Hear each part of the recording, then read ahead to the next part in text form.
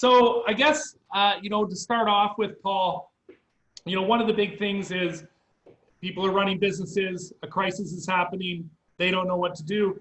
What's kind of the first thing that they should be thinking about as they're trying to navigate themselves through these waters? It's kind of hard to focus on this conversation from the beach. I must tell you, I've got the wind blowing in my hair, and I'm trying to focus. But it has been. I've been in business for 30 years, and I've never seen anything quite like this before. The last time I went through this, I had just moved to Toronto to open an office and advertising agency in 2008. And when the economy hit, it kind of hit, and it went into a decline, but nothing like a free fall like we've seen.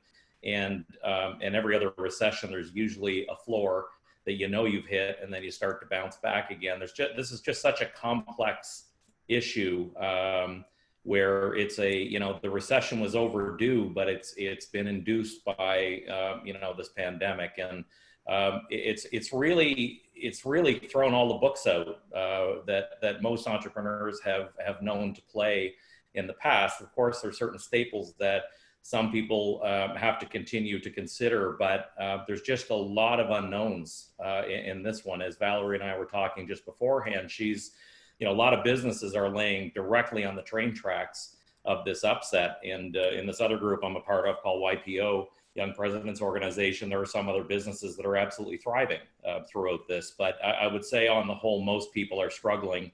And there are things that, two major considerations that I will leave you today to consider. The first is defense mode. And that's the number one priority you need to take in business right now. But a lot of people are forgetting about the next mode, which is offense mode. And people put their head in the sand, they protect their house as best they can. And then they forget that they actually got to come out fighting and continue to operate in the business if they want to continue to be afloat post pandemic. So I'm going to talk for the first little bit about the things that we've done. I'm a part of 6 companies right now, and in all the companies we more or less have got the same formula that we've applied, and I'm sure many of you have done this, but hopefully there'll be 1 or 2 tidbits that you can apply to your business right now. I mean, we've only been in this for 3 weeks, and it feels if it's anything like me, I was just saying that the FedEx guy was pulling up in front of the house and I'd have to leave this call to go greet another human being. It's very exciting to see the whites of someone's eyes. It feels like we've been into this for 6 months, and although a lot is known, a lot is not. So hopefully 1 or 2 things will resonate with you guys. The first thing that we did in all the businesses in defense mode was to ensure that our house was protected as much as possible. If you cease to exist, it's pretty hard to go into offense mode. And a lot of companies were hit with this very quickly, had never been through a recession before to begin with, let alone one that was so complicated. So what we did within each of the companies is we did scenario planning.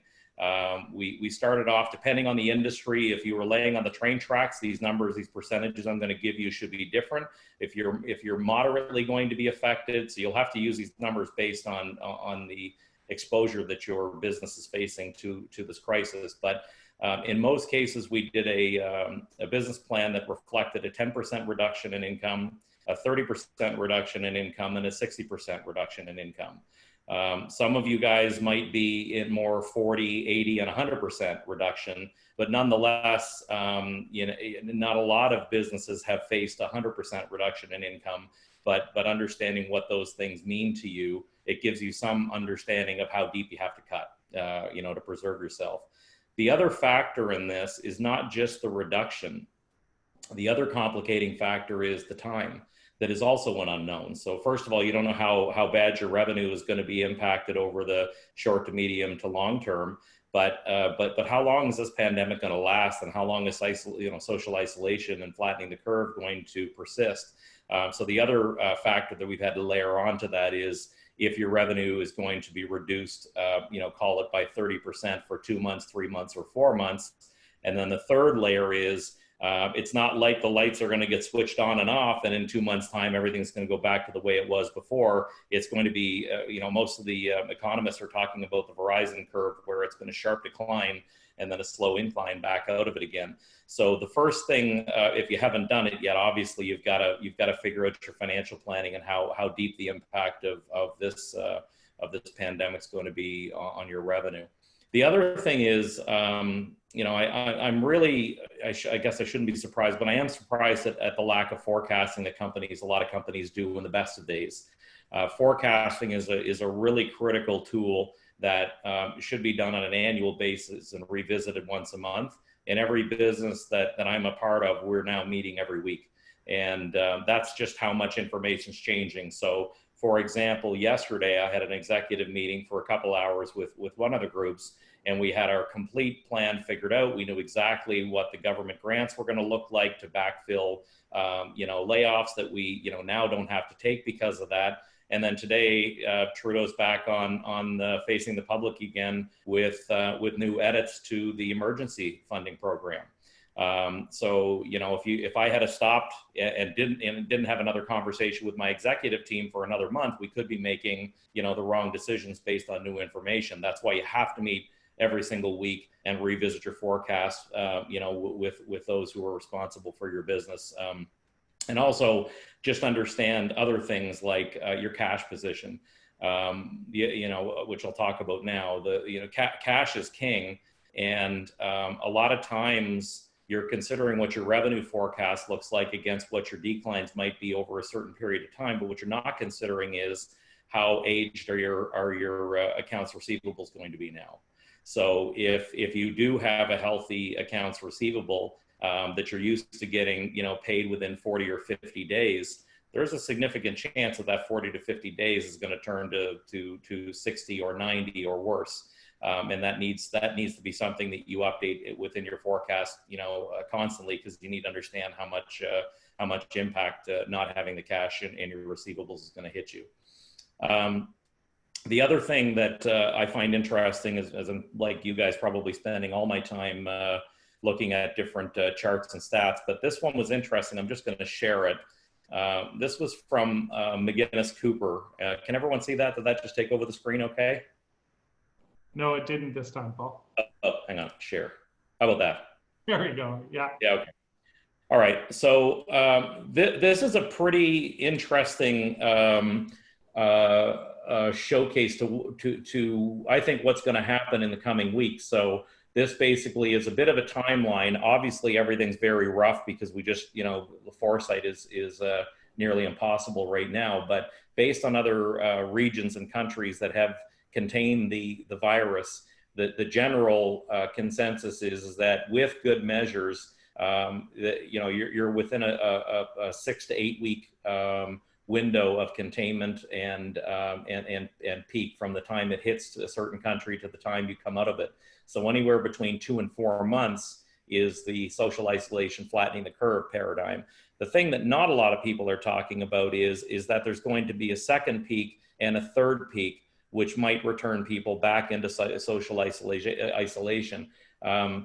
I think that's a really interesting thing that you need to consider, because I think a lot of people, being the eternal optimists as entrepreneurs usually are, is you think once you come out of it that it's going to go back to business as usual. And I don't think that's the case. I think there's a more than large chance that within a 6 month time frame, that, as we've seen in other countries, like I think Japan's going through this right now, where they had thought they had contained it and sent everyone back out into public again, and now it came roaring back. So I think these the social isolation measures are going to persist within the workplace and even within society at large. But we could go back into a containment phase, albeit not as significant as the first one, in the second and the third peak. It's just something you need to be considerate of. As again, I was talking to Valerie and her business, which is all about outdoor hiking equipment. If the province continues to shut the parks down, through a second and a third wave, and you spend a bunch of capex, buying rental lockers and all that stuff, you may want to consider holding off, doing it en masse for now, because your business model might get hit again 2 and 3 times after. And then the other thing to consider is getting all your invoices out right now. So if you're in a business that you have WIP or work in progress, catching up on all that, even doing progress billing is really important. So the quicker you can get your invoices out, the quicker they go into the cycle of being paid. So considering staying very current with your invoicing, I think is really important to the maintenance of cash.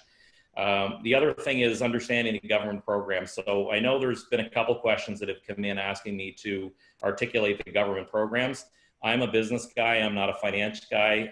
I haven't spent all my time understanding them. I know enough to be dangerous, but there's more than enough resources and information out there for you to really understand how those programs work. I know a week ago we knew what they looked like in principle, but no one knew how to access the 75% emergency crisis based on, was it year over year sales? Was it month over month sales? And we were looking for clarity around that. But you really need to understand those government programs and map out, if you take the government program, what does that look like based on the offerings that you have now versus layoffs? So in almost, I shouldn't say all cases, about half the cases in the businesses, we've chosen not to lay off anybody and take the government program instead, because they've been fairly economical to do that. There's much less risk in going through layoffs because there's a lot of labor law implications. If you lay people off, it's not like you can lay people off and not have any obligation financially to them. If you do have to go down the line of layoffs, my advice to you, after having to do this, unfortunately, a few times in my career, when you make layoffs, the worst thing you can do with your company is do them in bits and pieces. It sets everyone on edge. No one knows what next week's going to bring. No one can focus on the task at hand. Everyone's freaking out. The world's already on fire, and job security is just one of those added stresses. So my advice to you is that if you have to make some cuts within your business, make them once and make them deep. And let people know that unless things change within the world and go much longer, that it's finished and everyone can go back to work, as the new usual anyway. The other thing I would suggest has been very interesting across most businesses. When you come through a bull market, which we've come through over the last many years, businesses can get, I'll call it lazy, and not really look at all of your different expense items and kind of look away from a number of different expense items that you could have cut long and ever ago. One of the businesses I'm a part of is doing about $7-8 million a year. And without letting anybody go, we were able to find almost $800,000 in expense overages. I mean, that's a big number. And arguably, we could have had those collections last year and the year before. So obviously, one of the first things you're going to want to do is go through your company as a whole and figure out, without the layoffs, how significant can you cut on and continue to exist without things that you don't need to be spending on right now. And also, I take that lesson going forward, which I'll talk about in a minute. And then the other, just two more points here really quickly that I think are important. The other is rent relief. So if you have rent right now and you're leasing a building from another party, these guys don't want to see you go bankrupt. They want a tenant. So negotiating rent with them is something that all of our businesses have done. Most of them aren't going to say, hey, we'll forgive your rent for the next 2 months. They'll also usually won't say, well, we'll tack it on to the end of your lease. They'll say, fine, we'll give you rent forgiveness for the next 2 or 3 months. And then you got to catch it up once the economy goes back to normal. And over the next 12 months, you pay for those 3 months in higher increments. So most landlords, I think, are open to that conversation, especially if you're a small business, because there's some provincial guarantees in there as well in the event that you can't pay the rent back and you do get a deferral. But getting rent relief, because none of us are in our offices right now, is definitely something you should be asking for. And the last item I'll suggest is your banks. So getting, if you don't have a line of credit, getting a line of credit, I think, would be something that would be very important for you right now. If you have a line of credit, all the banks, to my knowledge, have an automatic 10% increase to the line of credit that they're able to offer, no questions asked. So if you have $100,000 in a line of credit, you just call the bank up and say, can I have the 10%? They'll move you to 110. They also have the ability, especially with the Fed's encouragement. We had a call this week with the president of RBC Atlantic, and he was kind of giving us some behind the scenes on the federal implications of government asking banks to be very, very careful with their business and commercial clients right now, and to offer them more lines of credit. And then there's other avenues like the BDC that's got tons of funding from the federal government as well. So getting a line of credit, I think, would be really important. I do want to make this stipulation though. If the reason you're trying to get a line of credit is to fund losses, I would suggest strongly that you reconsider that, or if you're going to it, that you do it for a certain small period of time. Getting a line of credit sometimes means personal guarantees. And if your business is struggling anyway, and you're going to go into a period of losses, getting a line of credit is basically digging yourself a bigger hole later. If you're getting the line of credit to fund your receivables, because you know they're going to get elongated but get paid eventually, that's the right use of a line of credit. I just want to caution you to not look at the line of credit like a credit card that you can borrow against, and because that's going to come back and haunt you, especially if this pandemic continues to go down the path that it's going in. So that would be the general housekeeping notes on a solid defense strategy to ensure that your house is in order. Awesome. So a couple questions that come out of that, Paul. So I saw Matt posted one. So when you showed the graph, which is a really stark graph, showing that there might be other shutdowns, what percentage of revenue would you advise companies to start building that war chest to prepare for the next shutdowns if they're able to start coming back out of this immediately? Yeah, it's a great question, and it's almost impossible to answer because every business is so different. I think the principle is in the question itself, which is hoard as much cash as you can. Take away any of the spending that you don't need to be doing right now. Make as much cuts as you can. Take advantage of the government programs. Try to get rent relief. Try to get your invoicing up to date. All the things that I had just mentioned. Even taking pay cuts yourself. I mean, the other thing I didn't mention in here, which I should. Sorry, not answering the question, but I don't want to forget this thought. There's a lot of companies right now that have this cultural love for one another. You know, everyone works side by side, and everyone on the earth right now is facing the same pain point. It's not like a company screwed up and lost a major client and that was the fault of anyone. This is no fault of anyone right now, and there's an awful lot of companies and staff inside of companies that believe that it's better for all of us to feel a little bit of pain than for a few of us to feel a lot. And to that end, there's many companies that I know that the executive have taken a 30 or 40% pay cut. The Gen Pop staff have taken a 70 or 30% pay cut, and that's trimmed the fat a little bit such that the companies don't have to let anyone go. So there are certain things that, and also inviting some of your staff to have that conversation with you, right? Like there's not a secret what everyone's facing. It's very tough to be in business right now, as opposed to going in the ivory tower with your executive group and considering the fate of everyone. Sometimes it's okay to invite them into your brainstorming. You'll be surprised at what they come up with.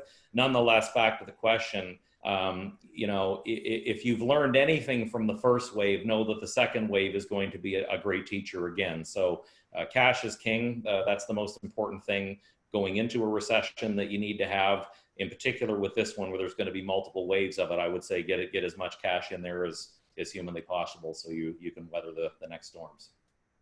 And then a follow-up question to that, just around you're conserving cash. People will often look to employees as a way to conserve cash, so layoffs. Then you have this small business, you're just a smaller organization. You've sold these people as employee number 1 and 2 and 3 on the dream of what it could be.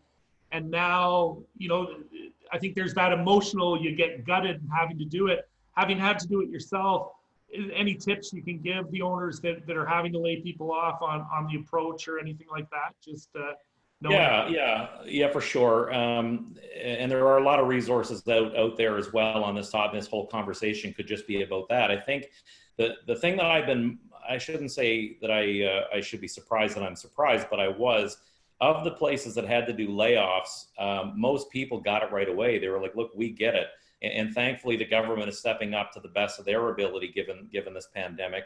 But the biggest secret, or not really a secret tip I can give you, is just treat them like human. They understand what you're going through. They understand that this is hopefully a short-term issue, all things considered, within a couple of months, and hopefully they'll be back to work again. I think one of the big issues that some employers have is that they make the cuts and dehumanize it. I mean, these are people's lives, and it's really important to articulate to them exactly why you've had to do what you've had to do. Give them some sense for what good it is right now, because no one really knows. But when you expect they might be coming back, and also the biggest piece of advice is continue to treat them like your partners after they've left. A lot of people will cut the communication off, when people are laid off and they don't really know what's going on inside the organization and they feel like a bit of a leper. I think maintaining contact with them as if they're still a part of your team and communicating with them on the things that are happening, good and bad, within your business, is going to give them assurances that they still feel like they're a part of the culture, and it's not such a stark re-entry, right? Awesome. All right, so that's kind of, the protecting the house. Now, one of the big things that people look at too is, in a crisis like this, we have some industries like healthcare, home care, that are booming for amount of time. But if you're able to keep your employees on, you're still the CEO and owner of the company. But, the actual work that you're doing has significantly depleted. So how do you manage the time around keeping engaged, and especially in a virtual world where your organization may not have been that before? So, this concept around time and business during this crisis. Yeah, so this kind of turns the conversation a little bit from the dreary, shitty, my house is on fire and everyone's running around not having a clue what to do, and like Keystone cops bumping into each other and trying to make sense of what the government programs are. I think after 3 weeks now, a lot of people, I think, understand what they're facing over the next coming couple of months. And maybe with some of the tidbits that I threw out there, you'll be able to create a bit more sharper focus on what's going on. But I think the protecting the house should be, mostly complete for every business owner at this point right now. And then the conversation flips into offense mode. And I can't stress this piece enough, that you can't just fix the house and then stick your head in the sand and wait for the pandemic to end and then you go back to business as normal. There's a lot of companies that are going to do that, and this makes the difference between great entrepreneurs and poor entrepreneurs, in my opinion. Those that take this opportunity to do things that is going to make them a sharper competitor, a smarter group of people, a better honed sales and marketing organization, for sure. So it's funny, in the company that I talked to yesterday for quite some time, and I can't take credit for this, the management team is absolutely amazing. They were like, look, we know we've got 70, 80 people that are employed here, and most of the senior level people are working 200% a week. Whereas the mid-level people or maybe some of the more junior people aren't very busy at all. And I think that's probably symptomatic of most companies that are going through what they're going through once they've got their house in order. The question then turns to, what do you do with your time?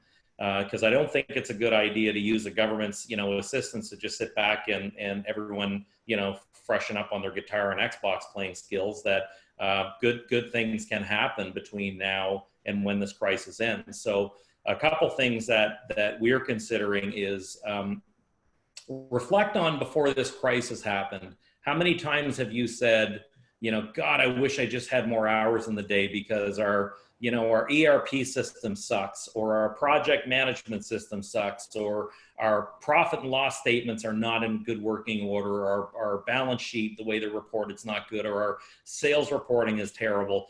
There's so many things that it's funny. I often talked about in business, trying to make change with a business that's going is like trying to change a car tire while it's going 100 kilometers an hour, right? You can't just stop the business and go, cool, if I could just stop the car, hey clients, can you give us 2 months to fix things? And then we'll pop the tire on and then the business doesn't work that way, but right now it does. You're getting, hopefully you're, taking advantage of some of these government programs, which means that you have some time to do some housework. And in that case, it's different for everybody, but I would take a strong look at your ERP systems. I would take a strong look at your accounting systems, tidying up, inventory, making sure that the sales structure you have is correct and the reporting structure is great, getting your business development lists in place. Who do you want to target? Maybe it's not appropriate in this day and age, meaning this week, but maybe next week and the week after it is, for you to go out and quote unquote sell people. That feels a little tone deaf right now, but very soon I think that's going to be the case. So freshening up your business development lists, getting your reporting structures in place. There's a lot of housekeeping that can be done right now in every business. So I'd encourage you to figure out where those loose planks were when times were so busy you never had a chance to get to them, and get to them, and maybe create committees. So this committee is going to work on this that maybe don't have a full plate right now. Give another committee something else and manage it, give tasks, run it like a business. You got certain dates, you got check-ins, and there's a real, if there's a silver lining, this is a real great opportunity for you to get your house in order, so that when you do emerge from this, that you're far more competitive than you were before. The other thing is, coming out of this crisis fighting, it was there was in the agency, it was shared that most of the sophisticated clients, I might actually have the deck here, it is, yeah.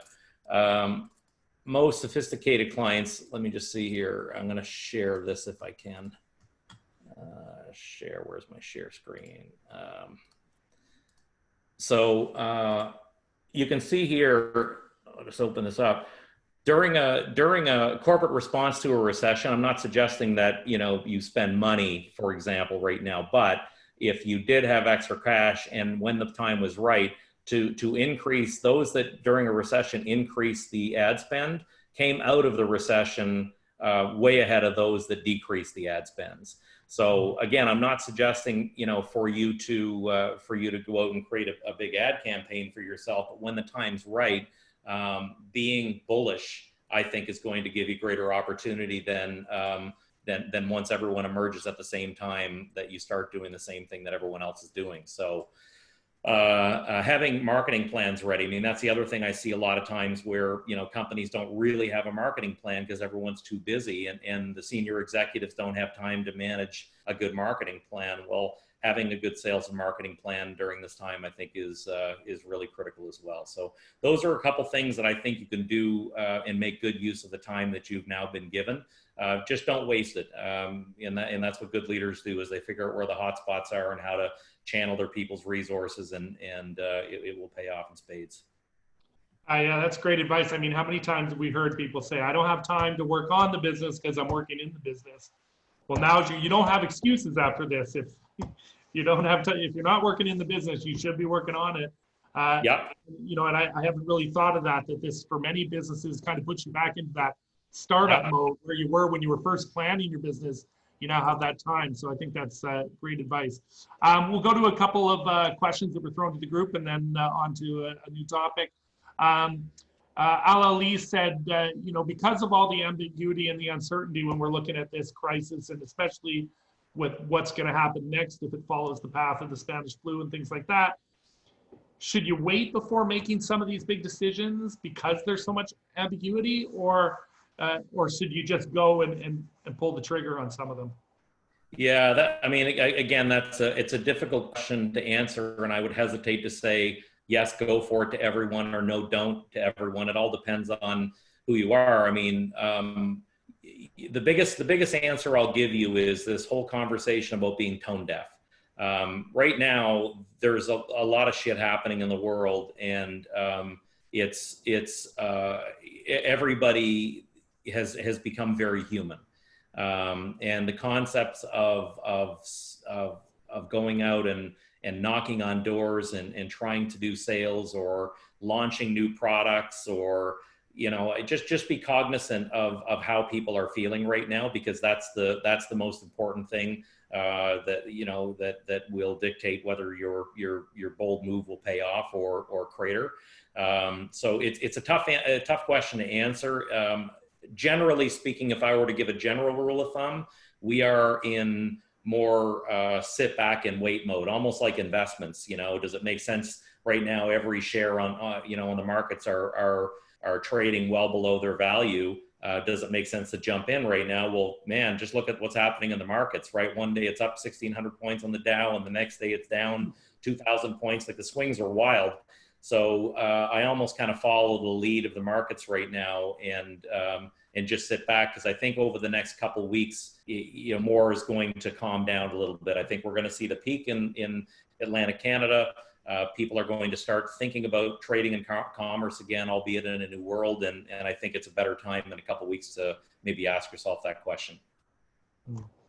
Excellent. And then the question that Matt posted around kind of like pursuing risk. So, that whole working on your business, if you had plans for expansion prior to this happening, because you saw a real competitive opportunity, and now this is cut into your revenue and has put you more at risk, do you stop these plans that you've had for, long-term strategic success?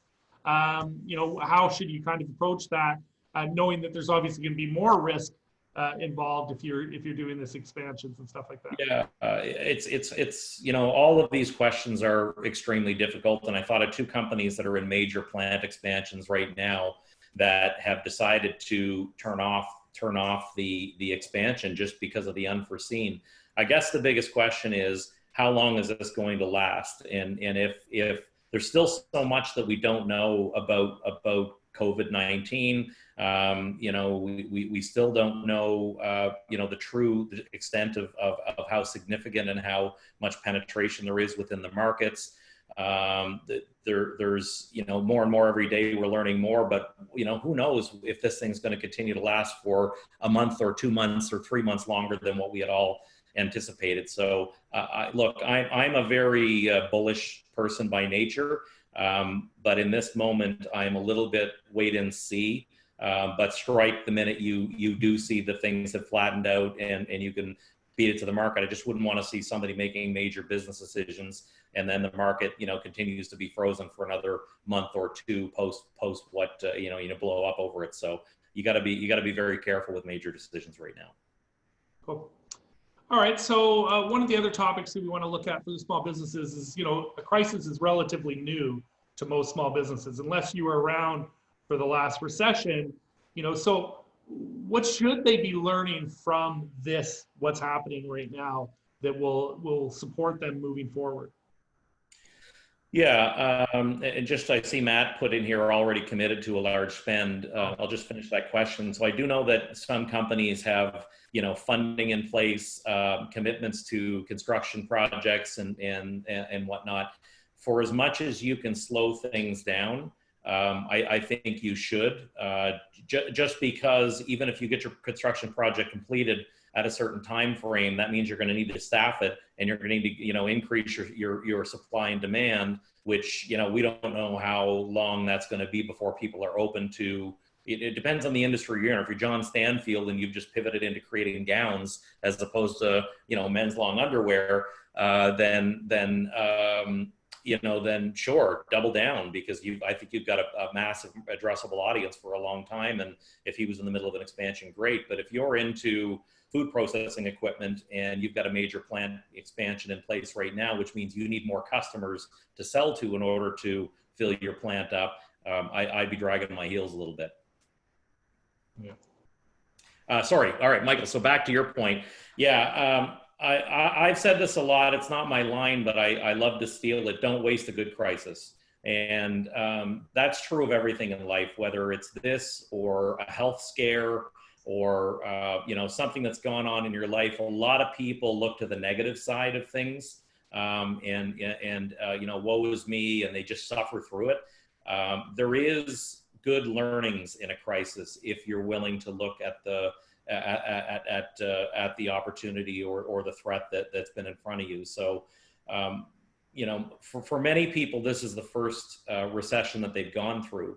And I think if I were to stop and ask every single person on this call, what would you do differently? If I were to give you a year back and tell you that the world's going to blow up on March the 17th or the 12th or whatever the date was that everything kind of went to a halt, what would you have done differently going into this epidemic than maybe you find yourself in right now?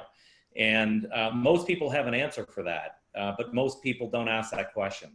And I think it's a really important question to ask. So a lot of things that come out of some reflection are things like managing your expenses better. Maybe I wouldn't overspend in all the areas that during a great, during an economy that's having a boom, I might not be as free flowing with all my expense accounts. I would manage them better.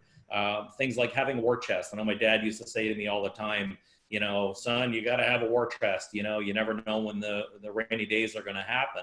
And even in 2008, when I was a young entrepreneur, I didn't appreciate that nearly as much as I appreciate it right now. And I think most of you would agree that going into this pandemic, if you had a cash reserve built up for 6 months of operational costs, you may not have a hairline like me at the end of this.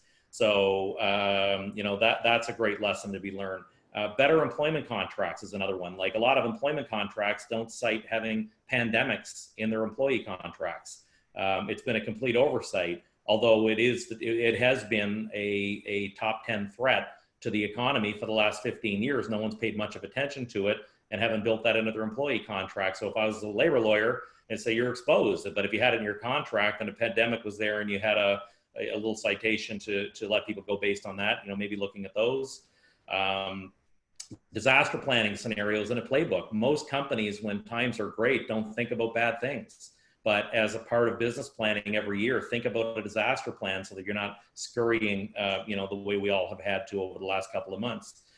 The other thing I'll say, and the last thing I'll say about kind of lessons, is that the financial prudence is really important. And it took me a long time as a business person to understand the incredible importance of good financial information as far as profit and loss statements, balance sheets, and forecasts. And when speaking, I talk to entrepreneurs 3-4 times a day, and I would say about half of them don't have profit and loss statements. They don't have forecasts. They don't have visibility. I call it taking shit and throwing against the wall and seeing what sticks. During heady times, shit sticks. You don't know about that right now. And I think this has taught a lot of people to be much more financially prudent than before. And then the other thing I'll suggest is that, working in the business, not on the business. Sorry, most people work in the business, not on the business. That means they show up every day and they do stuff. And that doesn't necessarily mean that the company is going to grow and scale. And that's, for me, the biggest bottleneck that are inside of companies that don't scale past a certain threshold, is that the entrepreneurs haven't learned how to work on the business and direct the business at a macro level in terms of where it all goes. This is a really, this period is teaching people, because we're so efficient with our time, right? What would this have been if I had to do a live speech? We all would have had to get on our cars, take an hour to get there, meet, another half hour of Q&A after, post the session, then you'd drive back. Like, this would have been a big chunk of the day. Well, we're all learning to be much more efficient with our time. And, I think it's teaching us to be, with that efficiency, to spend more time thinking about on your business, not in your business. So those are just some thoughts around not wasting a good crisis. All right. So is there any questions from the group? I saw Matt's been posting a few. If you guys have any questions, make sure you throw them in. I think the last piece in this, without doing too much of a spoiler alert for tomorrow, one of the biggest things people struggle with is now I now see new opportunities, but that takes me away from my core. This was my core. This is what I was supposed to be as a business. But now here's a new, and you talk about Stanfield's moving from, and that's not too far away from their core, still leverages their competencies. But should people be pivoting and innovating at times like this, or should they stay true to what they do? Yeah, it's funny because that's actually the fourth pillar in the offense mode, which is, how can you innovate and pivot? And I don't want to steal my thunder for tomorrow because we'll be talking about this at 4. But I think that this is a really critical topic for everyone to consider, whether you're in a traditional, restaurant industry or equipment rental company or, tech startup. You can't, if your lifeblood is taken away from you, you have two choices. You can either stare it at the face and have kind of a Mexican standoff and see which one is gonna cave. And I can almost promise you that it will be you, because the economy is not going to bow for anybody. Or you can think about, the skill sets that you both have and had. Maybe you've pivoted out of something that is still an opportunity for you to return to, or the skill sets that you employ can be used in a completely different way, or you can take your business to the market in a completely different way. I know that Trudeau had mentioned today that they're looking at the student what's it called, the student job summer job fund, and yeah, the co-op fund, and funding it 100%. And a lot of the thought process behind that, aside from the obvious, which is getting students to work and getting their their resumes polished up and whatnot, is to use students to take products to people in a different way. But giving that some thought, I think, is something we're going to spend a little bit of time on tomorrow. How can you consider a pivot? And I have 5 or 6 examples. I'd love if other people have examples, they could send them to me so I can kind of study them ahead of time. But it's interesting, the amount of people that are just not going to roll over. They're thinking differently about how they can bring their products or services to market in a very different way. And I see there's a question here: any advice in moving a business that's usually done traditionally face-to-face to online? I think the advice is that most consumers are expecting that. The good news is no one's expecting face-to-face. It's offensive to consider that.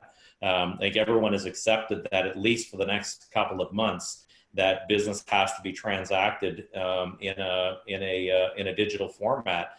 And the advice I would give you is that you still need to offer value to customers who are struggling, themselves, and understanding what keeps them up at night is a bit of the key to understanding how to innovate and pivot within your wheelhouse. It's a great question. You go to your top 5 customers and say, what are you keeping, what's keeping you up at night? And from that, I think is going to yield some possible breadcrumbs as to where you could take your business your next. So, and then the other thing is there's lots of digital applications, Squarespace and Shopify, and business tools that are super easy for you to allow yourself to change over. And if you're in a restaurant business, calling up Skip the Dishes, who, by the way, have some very amazing ads. I can't think of who does their ads right now, but they're a phenomenal company. Getting your business registered with Skip the Dishes, and I know there's just a lot of digital platforms that years ago used to be incredibly hard to have access, and the user friendliness just wasn't there. Today they are, so lean into them because your customers are expecting it. Nice. I saw Mary posted if you had any information about the Small Business Impact Grant. I know you said at the outset, and we can, Mary, we'll reach out to you and get you direct information and contact information to find out more about that Small Business Impact Grant. Yeah, we have a write-up on all of the information there, so we can email it. Awesome, thanks, Val. So, also mention really quickly that the Halifax Chamber, I think, has done a really good job at keeping current information accessible to members and non-members. So if you go to the Halifax Chamber's website, there's some really, really good information there. The other thing from a resource perspective, the Harvard Business Review is not that it has anything to do with Canadian economy or the Atlantic economy, but there's really great insights on leadership, thought leadership on their COVID website. They have a dedicated website with dozens of great articles and reports on how to kind of navigate your way through this current crisis we're in. And that's in the Harvard Business Review? Yeah, the Harvard Business Review website. Google it. I go to it often. So you see Shit Sing Su. Yeah. I'm sure I butchered your name. Wants advice on whether you should be holding off on trying to raise money during this time or not, and what investment groups are looking at during this time. Yeah, I mean, look, it's it's extremely hard. Banks, which are not private equity and they're not venture capital by any stretch, which I think is more the basis of your question. Banks are still open for business. So traditional loans, charter bank loans, they are much friendlier than they've ever been before. So traditional financing, I think, is still very, very much in play. But your question about private equity and venture cap. So I have a lot of friends in those industries, and it's just, there's just so much unknown. So if you take a startup that has a 19 out of 20% chance of failure within a certain few years, that number's gone up drastically right now, because it's extremely hard to get anyone's attention and consider them to part with money when most of the world is really kind of tightening their belts. And marketing is extremely hard. Who's the addressable audience and how do you reach them? The whole world is in the same spot right now. It's extremely difficult to be a startup, and I don't mean to put fear in anybody. I think it's a short-term issue. But if you are a startup and you're seeking capital, the best advice I can give you is batten down your hatches, get your cost structure down to near zero. Try to get everybody to understand, maybe put some stock options in place for people that are giving of their time over the next couple of months. Use the student job program to get funding for people to do work, but batten down the hatches, because seeking, you can't even talk to investors right now, or if you do, it's very hard to get a sense of someone's personality and the dynamics of their team when you're doing this over Zoom. As good a proxy as this is for human interaction, I would suggest that you're in for some, a couple of months of very strong headwinds, if not 4 months or 5 months of strong headwinds of raising capital. So just keep your cost burn rate down to near zero. Keep plodding along. Don't put things on pause. If you can afford to continue going forward, and take advantage of government programs that have been put out there to get student help to continue to push things forward without burning up your expenses. Excellent. And then you see Diogo's question there around businesses may see more success during these times. Any advice on how you can capitalize on that success? Again, without too much spoiler alert for tomorrow's workshop. Yeah, I mean, I've thought about that myself. I'm like, boy, does anyone know how to make masks or PPE, sanitizer? It's going to be there's an upside and a downside to this, in my opinion. I think that COVID is going to be a going concern for 18 to 24 months. So it's going to be a very needy marketplace from the PPE perspective until they find a vaccine and have it readily available all across the world. Which means that the PPE stuff, the personal protective equipment that hospitals use, there's mandates that in the U.S. they're saying that even Gen Pop should be wearing face masks. Like, demand's going to go through the roof. So if you have the ability to pivot and manufacture and offer that into spaces, I can tell you the groups that I hang out with, they can't get the inventory fast enough. It's, there's a good friend of mine that's in that space right now, and they've got literally 24 months of backlog, and they're just crying for inventory. So if you're in the manufacturing space, or you can somehow get in on that space, it's a treasure trove, but I don't expect it's going to be a 20-year treasure trove. It'll likely be a feast and famine. So I wouldn't be predicating my business model, because there'll be a ton of competition in the coming few months in that space. So I'm not sure if that answered your question, or if you were referring to something else, other businesses see success during these times. I guess the other way to look at that is just businesses that were already traditionally online. So Amazon's doing great. Groceries are doing great. Food processing plants are still doing great. There's still great opportunities in those types of businesses that aren't being hit by the same issues that call it restaurants, or if you own a trampoline park, where your world has been completely shut down. pivoting into the areas that'll still exist, I think is important. Sorry, Michael. I just said a hug company. A hugging company, yeah, stay away from that. Digital fist bumps are where it's at right now. Excellent. All right. So I think this probably brings us to the end. If there's any last questions, throw it in. But this is a good lead in. You know, this was about the state of the union right now for your business. Understanding, you know, especially, you know, take that advice on managing those cash flows, really protecting your house, and then figuring out what you can do next. And as part of that, figuring out what you can do next, Paul's going to be back tomorrow. And we're going to do a similar format where we look at how you identify and pursue some of these new ideas and pivot your company to take advantage of the market changes versus simply dying on the vine as an organization. So with that in mind, if you haven't already signed up for tomorrow, I know a number of you have, make sure you sign up, but also maybe as in preparation for tomorrow, send to Valerie your company name, kind of where your market's at now and what you're thinking about pivoting so that we can have that as some background and maybe pull on some examples as we're doing tomorrow. But so that more importantly, it gets you to start thinking about this. So just, you know, welcome or join me in thanking Paul for giving up his time to share, you know, share his advice with you guys as we all try and maneuver our way through this pretty tough era. And we're going to continue doing sessions like this at the Entrepreneurship Center. And then as a reminder for any of you, we are offering free coaching sessions, one-on-one coaching that'll help you dig in a little deeper onto some of this stuff. So go to our page and sign up if you need one. And if you've already had one, you can always sign up for a follow-up as well. So yeah, so just join me in thanking Paul. Oh, Paul, yeah.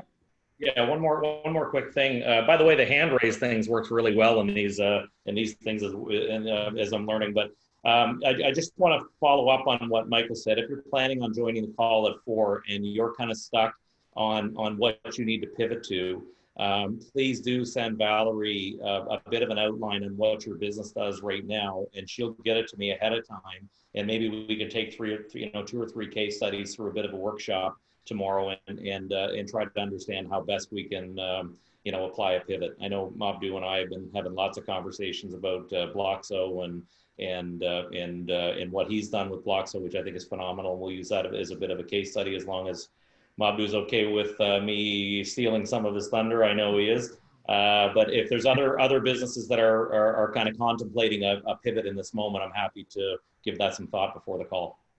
Yeah, and I think before tomorrow morning, then that should give us plenty of time to just have Paul review it before the 4 o'clock video call. Yeah, and we can make available our Zoom channel after the kind of the formalized session even, if people want to stay on and just brainstorm with one another in more of a free-flowing conversation mode. So we'll leave that opportunity open because I know not all of you might have Zoom. So yeah, awesome. Well, thank you, Paul, very much. Thank you, everyone, for coming, and you all go out there and enjoy your homes. Michael, one more quick thing. Sorry, I keep saying this, but just before we go, I just want to say I called and I'm sure he'd be okay with me saying this, Colin McDonald, who's a friend of mine, co-founder of Clearwater, and he gave me some really good advice because I too was panicked when all of this stuff began. Guys, this is going to pass, right? It feels like you guys are in the quicksand right now, and it may feel like you're never going to get back to business as usual. It's going to pass. Every recession comes out of it. Every recession finds its way out. That's the way humans are designed. Just remember that it's this is just a moment in time, and the things will get better in the coming months. All you have to do is batten down the hatches and lean into it. I mean, there's no point in dreading about it. Find the good in it.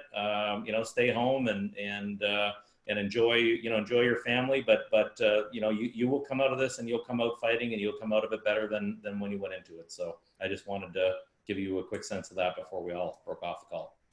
Awesome. Thanks, Paul. All right, everyone. See you all tomorrow. Yeah. Bye, guys. Take care.